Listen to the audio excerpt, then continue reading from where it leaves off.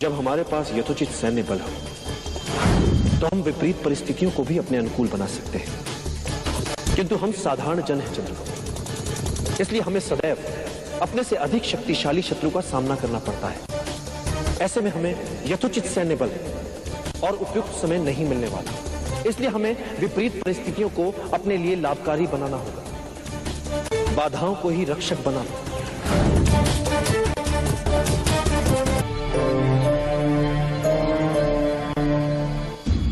हर युद्ध किसी न किसी प्रकार के छल या छद्म पर आधारित होता है।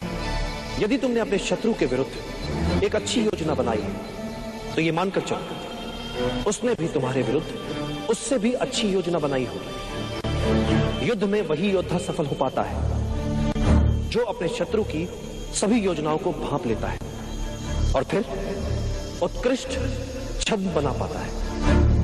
जैसे जब तुम आक्रमण करने वाले हो तो शत्रु को लगना चाहिए कि तुम अभी आक्रमण की स्थिति में नहीं हो।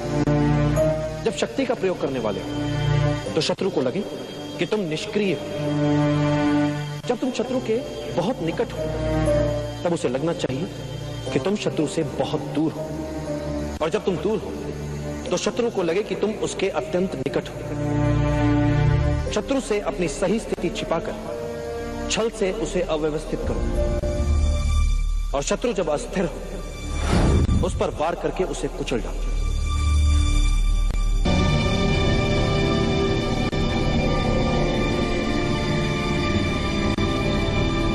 ये क्या कर रहे हो भद्रभट्ट? आचार्य, आपसे जो ज्ञान प्राप्त हुआ है मैं उसे लिख रहा हूं, किंतु आचार्य एक प्रश्न रह रहकर मेरे मस्तिष्क में उभर रहा है। क्या इस सारे ज्ञान को प्राप्त कर आज चंद्रगुप्त इस अभियान में विजयी हो पाएगा? क्या सफल हो पाएगा वो? मैं एक गाथा सुनाता हूं।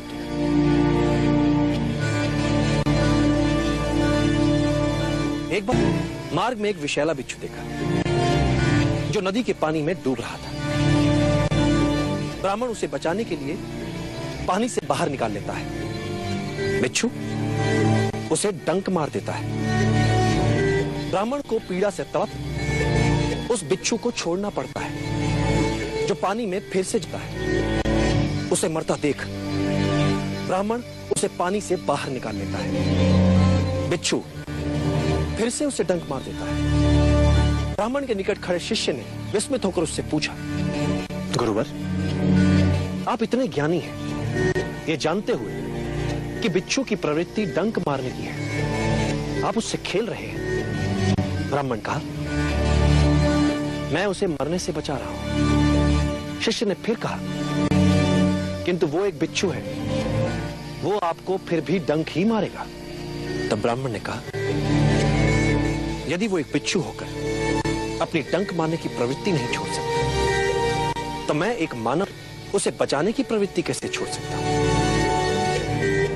आचार्य, आपकी ये गाथा अच्छी है, किंतु आचार्य इस गाथा का यहाँ इस समय इस विषय और मेरे प्रश्न से क्या संबंध है आचार्य?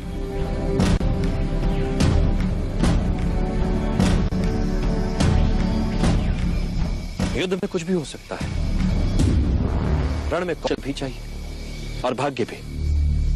पता नहीं कब क्या काम आ जाए। चंद्रगुप्त के आचार्य होने के नाते मैं जो कुछ जानता हूं प्रकृति के माध्यम से चंद्रगुप्त तक पहुंचाने की चेष्टा करता हूं। अब यह चंद्रगुप्त पर निर्भर करता है कि वो प्रकृति के साथ कितना सामंजस्य बिठा पाता है,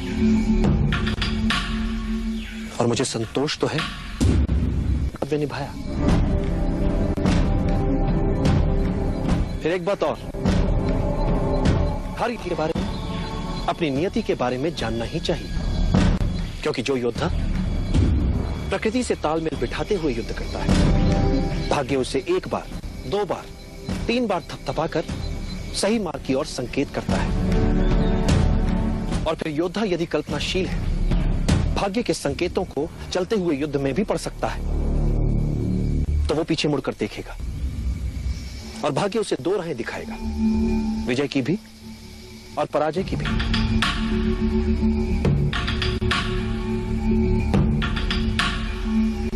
चुनना फिर भी उसे ही पड़ेगा, पुरुषार्थ फिर भी उसे ही करना पड़ेगा। मैं तो यहां से चंद्रगुप्त के लिए मात्र शुभकामना कर सकता हूं, जो कर ही रहा हूं। यति तो नियंता ही करेगा। हम अपने अपने कर्तव्य तो करें।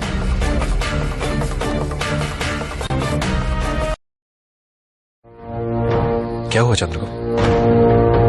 आचार्य, मैं इतने वर्षों से आपके साथ हूं, किंतु अभी तक आपको जान नहीं पाया। मुझे जब भी ऐसा लगता है कि मैं आपको जानने लगा हूं, समझने लगा हूं, आप ऐसा कुछ बोल देते हैं या ऐसा कुछ कर देते हैं जिसके पीछे कोई गहरा उद्देश्य होता है, ऐसी कोई गहरी बात होती है जो मैं समझ ही नहीं पाता। मैं जब भी कोई योजना बनाता हूं तो उसकी सफलता को लेकर संशय मेरे मन में भी रहते हैं। मैं योजना की परिकल्पना को अनुभव और अंतर्दृष्टि के साथ सोचे समझे संभावित संकटों का ध्यान रखते हुए कार्य में लाने का प्रयास करता हूं, किंतु कार्य की सफलता योजना, भाग्य और अंतरात्मा के स्वर के मिले जुले असर से तय होती है। कार्य की सफलता में इन तीनों की बराबर की भूमिका होती है।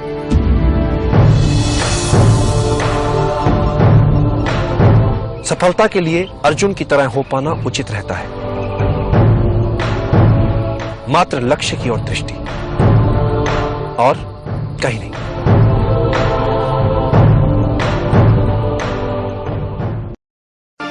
कभी कभी शत्रु तुम पर शस्त्रों या बल से नहीं, छल और कूटनैतिक विषछरी चालों से वार करते हैं। वे तुम्हें तलवार से नहीं, विष से मारने के षड्यंत्र रचते हैं। इसलिए हमें शत्रु के हर वार के लिए तैयार रहना चाहिए।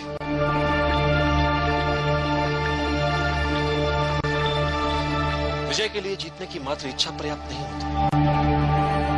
विजय के लिए की गई तैयारी अधिक महत्वपूर्ण होती है। विजय यूं ही कैसे मिल जाएगी? विजयी तो हर कोई होना चाहता है,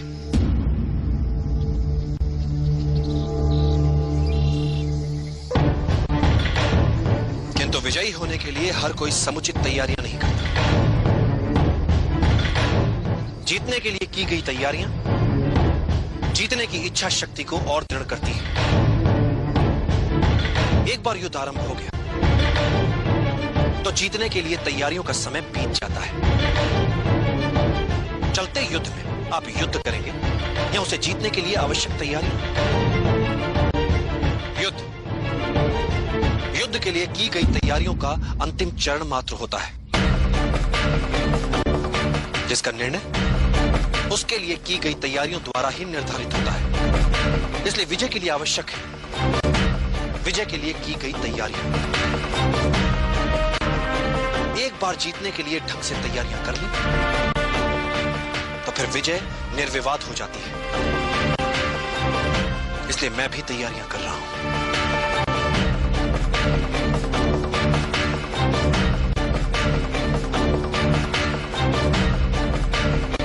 मैंने चंद्रगुप्त की सुरक्षा के लिए